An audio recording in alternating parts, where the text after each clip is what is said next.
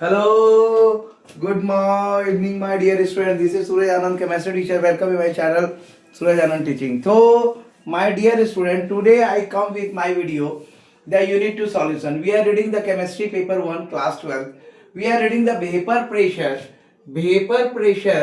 of liquid solution. Is the point number 2, the vapor pressure of solution of solid and liquid. So, the vapor pressure of the solution is found to be less than that of the pure solvent. So Raoult law in general can be stated as for any solution. जैसा कि हम लोग पढ़ रहे हैं vapour pressure of liquid solution का second topic, vapour pressure of solution of solid in liquid. तो जो वेपर प्रेशर होता है सॉल्यूशन का, उसे हम जो प्राप्त करते हैं वो लेस रहता है हमेशा प्योर सॉल्वेंट के. Raoult's law in general can be stated as for any solution the partial vapor pressure of each volatile component in the solution is directly proportional to its mole fraction.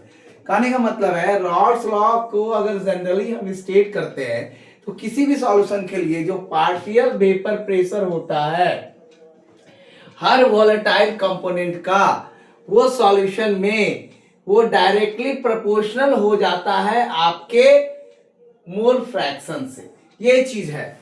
सो हम अगर मान के चले binary solution, let us consider the solvent by 1 and solute by 2.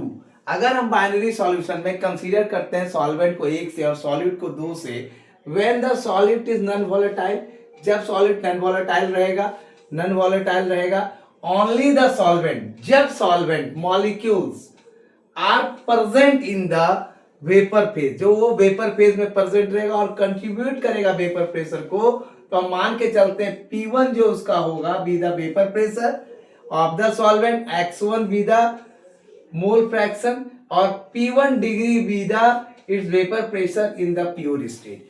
तो हम मान के चलते हैं कि Raoult's law in general can be stated as for any solution the partial vapor pressure which volatile component in the solution is directly proportional to its mole fraction. किसी भी solution में पार्शियल वेपर प्रेशर जो और volatile component का होता है वो solution में डायरेक्टली प्रोपोर्शनल होता है उसके मोल फ्रैक्शन से. अगर बाइनरी सॉल्यूशन की चर्चा करें, let us in a binary solution, let us consider the solvent by 1 and solute by 2. When the solute is non-volatile, only the solvent molecule are present in the vapor phase and contribute to the vapor pressure. Let P1 the vapor pressure of the solvent, X1 be its mole fraction, P1 degree be the vapor pressure in the pure state. तो अगर binary solution की चर्चा करें तो हम consider करते हैं solvent का अगर 1 है और सॉल्यूट को 2 से करते हैं तो सॉल्यूट उसमें नॉन वोलेटाइल हो जाएगा, सॉल्वेंट मॉलिक्यूल्स का जो प्रेजेंट होगा वेपर फेज में कंट्रीब्यूट करेगा वेपर प्रेशर को. तो अगर हम मान के चले P1 भी द वेपर प्रेशर है और सॉल्वेंट का X1 इसका मोल फ्रैक्शन है, तो P1 degree beats vapour pressure in the pure state हो जाएगा. तो according to the Raoult's law P1 is proportional to X1 and P1 is equal to X1 P1 degree. जैसे आप देख सकते हैं यहाँ पे वेपर प्रेशर है, यहाँ पे मोल फ्रैक्शन है, तो 0 और 1 के बीच में है. ये वेपर प्रेशर 2 पे चला गया तो vapour pressure of pure solvent बनाया. ठीक है, तो ये vapour pressure of pure solvent बनाया तो फिगर के आधार पे एक्स सॉल्वेंट बना फिगर में, तो ये फिगर के आधार पे हम देख सकते हैं the proportionality constant is equal to the vapor pressure of pure solvent P1 degree. A plot between the vapor pressure of the mole fraction of the solvent is a linear. जैसा कि figure में दिखाया गया है, जैसा कि आपको ये फिगर में दिखा रहे हैं, लीनियर है ये. तो प्रोपोर्शनली कांस्टेंट हमेशा इक्वल होगा वेपर प्रेशर के, यानी P1 is proportional to X1, यानी P1 is equal to X1, P1 degree हो जाएगा. तो the proportionally constant is equal to the vapour pressure of the solvent, P1 degree है. तो plot between the vapour pressure और mole fraction का solvent का हमेशा लीनियर होगा जो प्योर स्टेट में होगा. Thank you for watching my video. This is Suryan chemistry teacher. Welcome to channel Suryan teaching.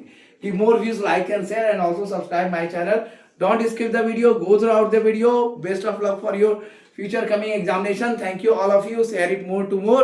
Your CBSE aspirant student. Thank you all of you. So good night all of you.